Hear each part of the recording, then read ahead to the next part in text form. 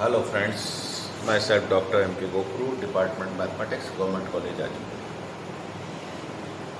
अब तक हमने नंबर थ्योरी में कुछ चीज़ें सीखी है। धीरे धीरे हम आगे बढ़ रहे हैं। कल लेक्चर देते समय मैथमेटिकल इंडक्शन की कुछ चीज़ें मैंने बताई थी, प्रारंभ किया था और कई सारी चीज़ें बता दी थी, पर क्योंकि वीडियो रिकॉर्डिंग बंद हो गई थी तो वो पूरा नहीं हो पाया था। मुझे नहीं मालूम कहाँ तक हुआ वो, पर कोई बात नहीं। हम इसको आज फिर से देखते हैं, मैथमेटिकल इंडक्शन को प्रारंभ से समझने का प्रयास करें।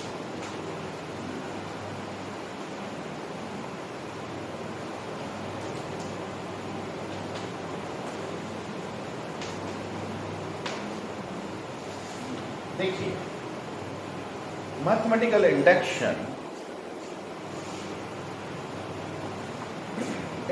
शब्द को समझना चाहिए। इंडक्शन क्या है?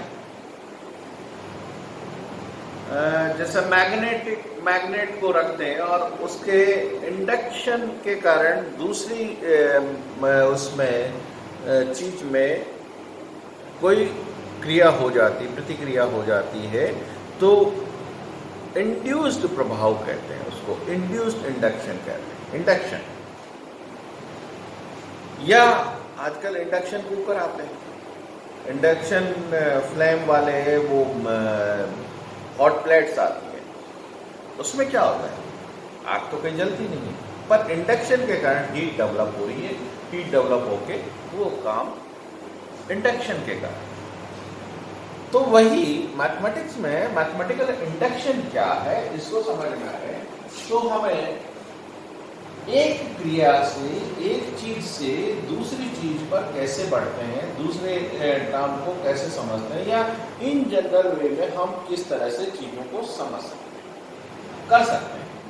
एक चीज दे दी, फॉर्मूला दे दिया कि भाई अब ये फॉर्मूला सबके लिए सही है, ऐसा कोई फॉर्मूला बना ले, जैसे 1 2 3 1 + 2 + 3 + 4, इस तरह से n संख्याओं का सम करना है तो हम क्या लिखते हैं, n × n + 1/2 लिखते हैं। वो आता कैसे, यानी n के हर मान के लिए वो सही रहेगा। तो ये जो फॉर्मूला बनाने का है, ये तरीका, ये फॉर्मूला बना, जो फॉर्मूला सही है या नहीं है, ये मैथमेटिक्स में हम इसको जांचते हैं मैथमेटिकल इंडक्शन की प्रक्रिया से। अब देखिए, हम कुछ घोषणाएं उद्घोषणाएं कर सकते हैं, कर देते हैं बहुत जल्दबाजी में कि भाई ये इसके लिए सही है तो ये आगे के लिए भी सही होगा, वो भी सही होगा। तो उसको एक एग्जांपल से मैं समझाना चाहूंगा कि fn हमारे पास एक फंक्शन है n में, and this is n² + n + 1 41 से, कल भी मैंने इसको किया था, फिर से कर रहा हूँ। fn = n² + n। अब इसमें n = 1 रखें तो क्या आएगा, 1 + 1 + 4 41, तो 43 आ जाएगा। फिर 2 रखें तो 4 + 2 6, यानी 47 आ जाएगा। 3 रखें तो 9 12 और 12 का मतलब 53 आ जाएगा। एंड सो 10 रखें तो 100 110 151 151 हो गया। और भी अब हम देखिए, ये भी प्राइम नंबर है, ये भी प्राइम नंबर है, ये भी प्राइम नंबर है, ये भी प्राइम नंबर है। तो क्या हम कह सकते हैं कि ये जो फॉर्मूला है, ये फॉर्मूला में n का कुछ भी मान रखो हमेशा प्राइम नंबर आएगा? क्या हम कह सकते हैं? क्या ये फॉर्मूला वो फॉर्मूला है जो हर प्राइम नंबर को इंडिकेट कर देगा? ऐसा कदापि नहीं, क्योंकि मैथमेटिकल इंडक्शन वाले फॉर्मूले से, इंडक्शन वाले मेथड से ये चीज एस्टैब्लिश नहीं है। अब क्या है मैथमेटिकल इंडक्शन? कि n = 1, कोई भी फॉर्मूला, कोई भी रिजल्ट n = 1 के लिए ट्रू है, तो हम मान लेते हैं कि n = n के लिए ट्रू हो सकते हैं, और उसके बाद हम प्रूव करते हैं कि n = n+1 के लिए भी हो सकते हैं, हमेशा सत्य रहे तो हम कहते हैं कि ये फॉर्मूला सार्वत्रिक है, ये फॉर्मूला हर जगह फिट होगा। n इक्वल टू 1 के लिए टेस्ट करते हैं, वो सही आता है, फिर हम मान लेते हैं, इसको लेट करते हैं, मान लेते हैं n इक्वल टू n के लिए भी ये सही है। तो हम ये बाद में अगर ये प्रूव करने में सफल हो जाते हैं कि n equal to n plus 1 के लिए भी सत्य है, तो हमारा काम हो जाएगा। हम कहेंगे कि ये सार्थक रूप से सत्य है, ये फॉर्मूला हमेशा सही रहेगा। अब देखिए इस फॉर्मूला का टेस्ट करें सबसे पहले कि fn इक्वल टू हमने ये रखे, ये चीजें रखते चले गए, तो न ये क्या प्राइम नंबर है। प्राइम नंबर का मतलब हम समझते हैं, अच्छे से जानते हैं पहले से कि जिसमें वह संख्या जिसमें एक और उस संख्या के अतिरिक्त किसी और का भाग नहीं जा सकता, किसी और संख्या के रूप में उसको दो संख्याओं के मल्टीप्लिकेशन के रूप में नहीं लिख सकते other than 1 and the number itself. ये प्राइम नंबर है, तो ये तो प्राइम नंबर है। अब इसको टेस्ट करते चले गए। मैं f40 की बात करता हूं, f40 equal to 40 square plus 40 plus 41, ऐसा लिख देते हैं। n square plus n plus 41, ये ऐसा कर दिया मैंने।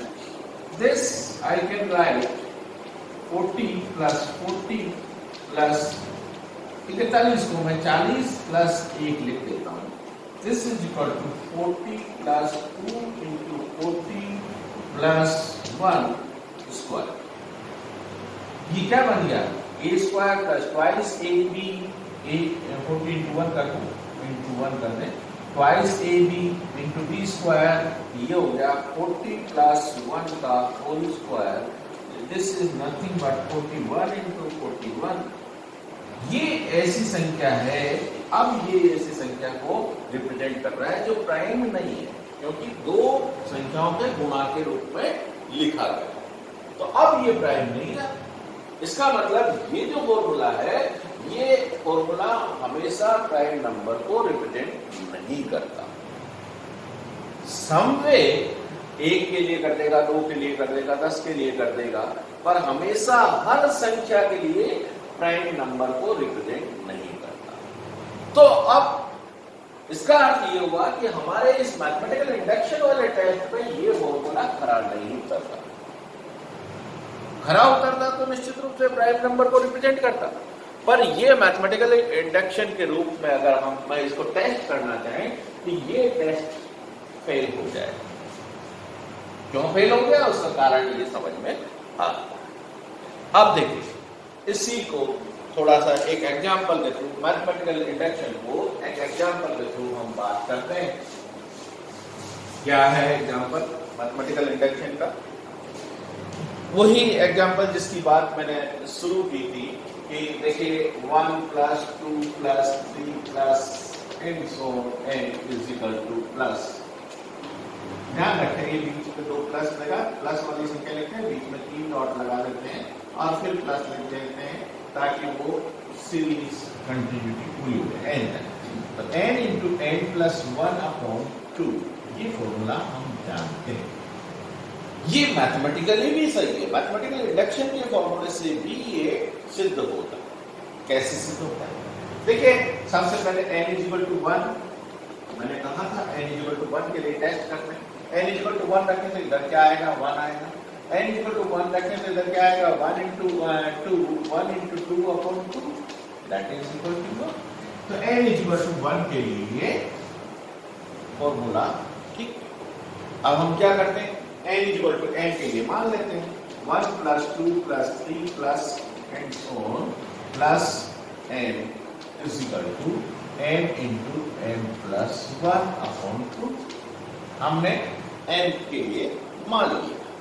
अब n प्लस 1 के लिए मुझे सिद्ध करना है कि ये n प्लस 1 के लिए भी सही है या नहीं। तो मैं क्या करता हूँ इसमें 1 plus 2 plus 3 plus and so on plus n plus 1, दोनों तरफ n प्लस 1 जोड़ देते हैं, plus n plus 1 this is equal to,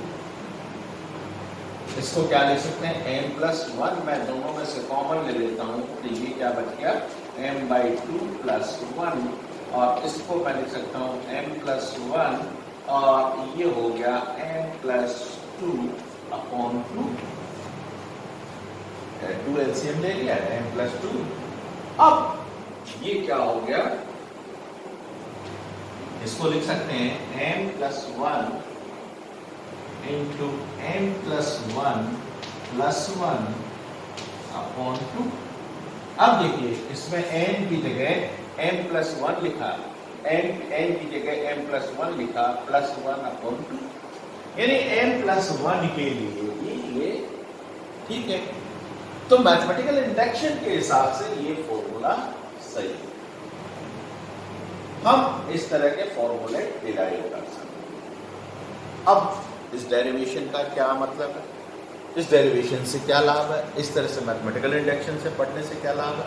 देखिए ये सारा जो डिजाइन किया गया है, ये पेपर इसी तरह से डिजाइन किया है कि कॉम्पिटिटिव एग्जाम्स में जो तुम्हें बहुत क्विक कैलकुलेशन करनी होती है, वो क्विक कैलकुलेशंस यहां से कुछ चीजें सीख सकते हैं। अब मैं क्या करता हूं, देखिए इस फॉर्मूले के आधार पर कुछ रिजल्ट डिराइव करता हूं, वो रिजल्ट तुम चाहो जिसके लिए डिराइव कर सकते हो।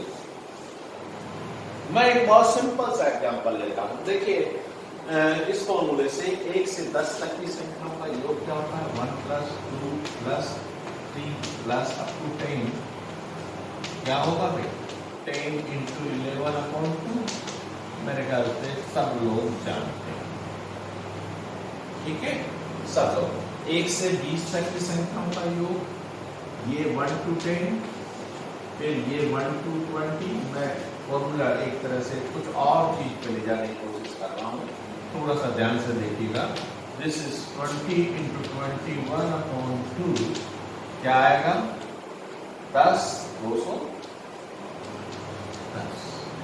फिर 1 से लेकर 30 तक की बात करें तो क्या आएगा, 1 plus 2 plus and so on 30, 30 is equal to 30 into 31, जो लास्ट वाला कंटिन्यूस सीरीज है ना, लास्ट वाले को एक बढ़ाकर और 2 का भाग लगा दें, 15, 15, 15 और 15 इज इक्वल टू 5 एंड 1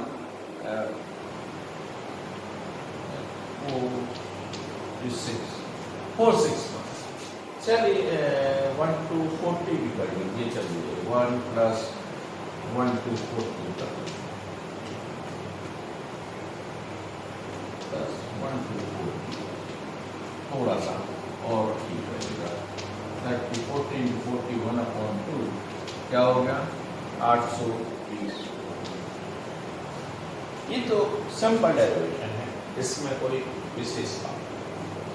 अब देखिए अगर मुझे ये कहा है कि 11 से लेके 20 तक का योग क्या होगा, 11 से लेके 20 तक की संख्याओं का योग क्या होगा, तो 11 से लेके 20 तक की संख्याओं में क्या करूंगा, 1 से 20 तक की संख्याओं का योग 210 माइनस 1 से 10 तक की संख्याओं का योग माइनस कर दूंगा, 1 से 10 तक की संख्याओं का योग माइनस कर दिया, ये कितना आ गया भाई, 155। ध्यान दीजिए, 11 से 20 तक की संख्याओं का योग 155 हो गया। फिर अगर ये कहा जाए कि 21 से 30 तक की संख्याओं का योग, 21 से 30 तक की 1 से 30 तक की कर देंगे, 1 से 20 तक की बाकी निकाल देंगे, तो 465 माइनस 210 इज इक्वल टू 255। लीजिए 255 आएगा, तो 21 से 30 तक की संख्याओं का योग 255 होगा।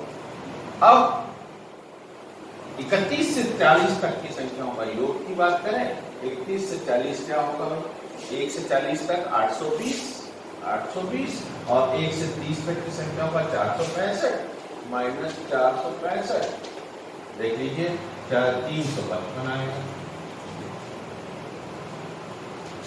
ध्यान रखिए 300,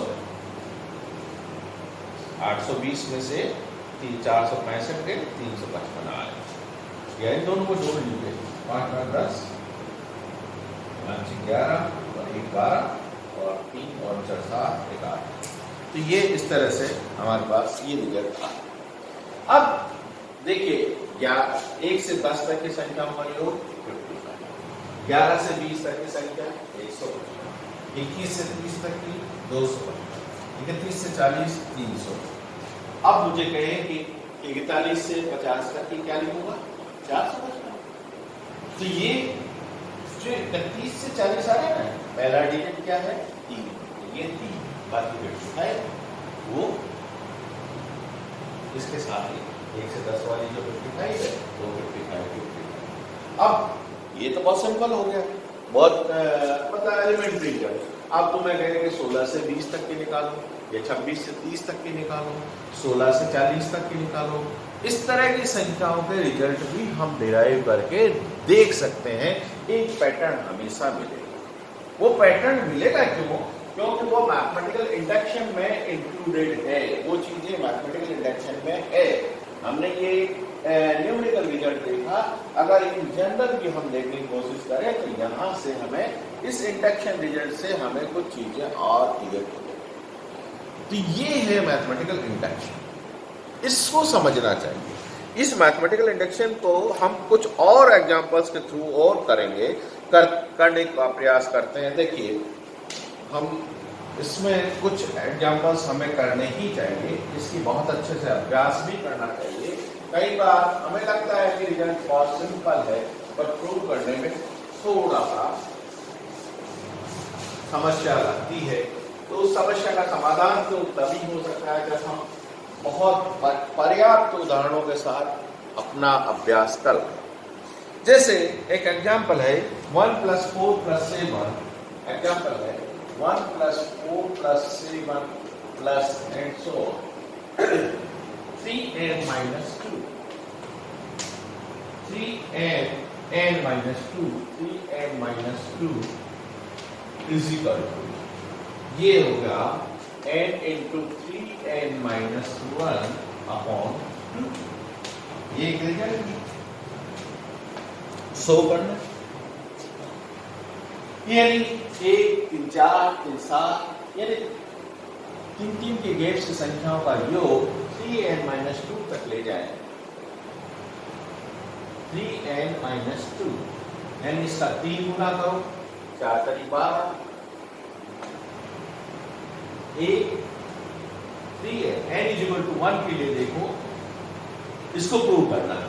देखिए कुल मिलाकर हम सीधे सीधी बात करें, n = 1 के लिए, तो n = 1 के लिए करें तो क्या आएगा, n की वैल्यू 1 रखिए, तो 3 - 2 = 1।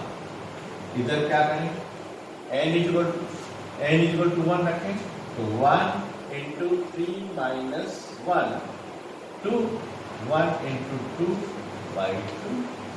it is 1। तो n = 1 के लिए ये ठीक है। अब हम क्या करेंगे नेक्स्ट स्टेप में, n = n के लिए मान लेते हैं। n = n के लिए मानेंगे तो 1 + 4 + 7 प्लस 3n - 2 = n की जगह मैं n रख रहा हूँ, -1/2। मुझे नहीं मालूम n की वैल्यू क्या है, जो भी वैल्यू है, इंटीजर्स है, इंटीजर्स के लिए हम ये बात कर रहे हैं। तो ये हो गया n = n, ये तो मान लिया।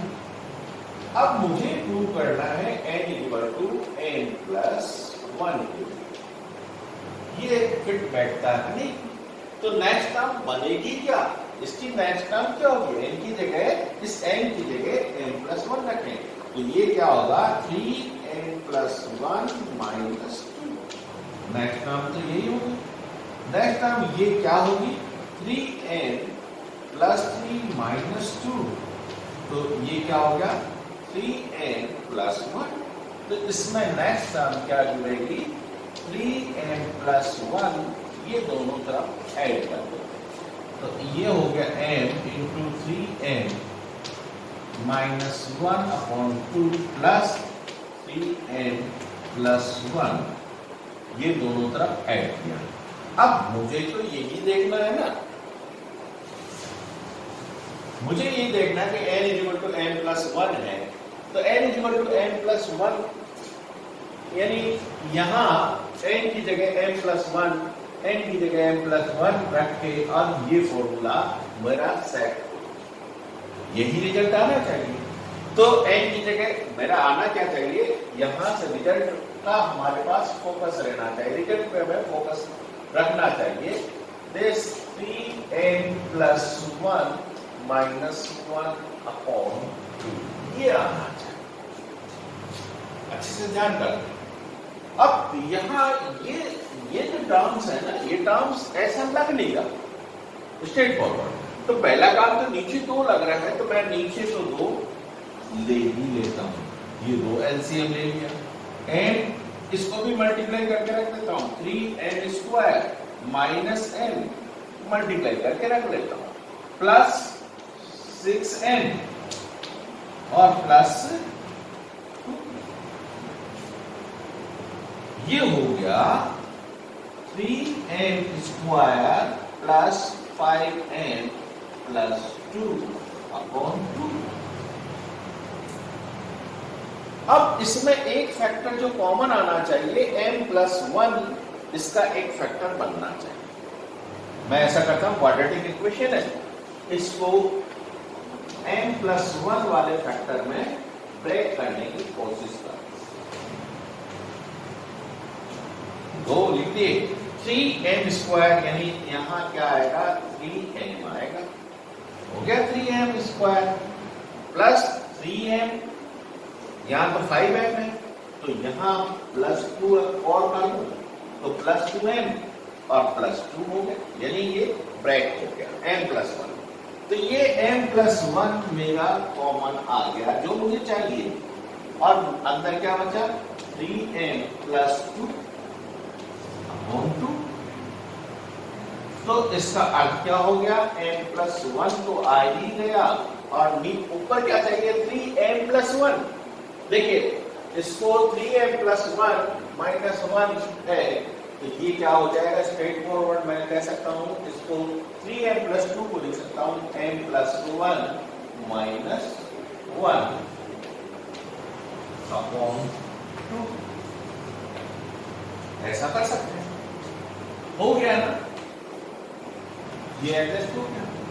इसका मतलब ये जो फॉर्मूला है, ये इस सीरीज को, सीरीज के कॉम्पिटिटिव एग्जाम्स में सीरीज के बहुत सारे क्वेश्चंस आते हैं, हर कॉम्पिटिटिव एग्जाम्स में आते हैं। तो वो सीरीज अगर हमारी सही है मैथमेटिकल इंडक्शन से, तो हम उस सीरीज को तुरंत, अगर सीरीज हमारी बन गई तो उसके बाद तो हम तुरंत रिजल्ट को डिराइव कर पाते हैं। तो ये रिजल्ट उसी आधार पर हम सोचे, तो ये मैथमेटिकली प्रूव्ड है कि ये इसका बराबर होगा। चलिए नेक्स्ट टर्म पे कुछ और एग्जांपल्स हम करेंगे ताकि हम इसको बहुत ढंग से समझ सकें मैथमेटिकल इंडक्शन। धन्यवाद।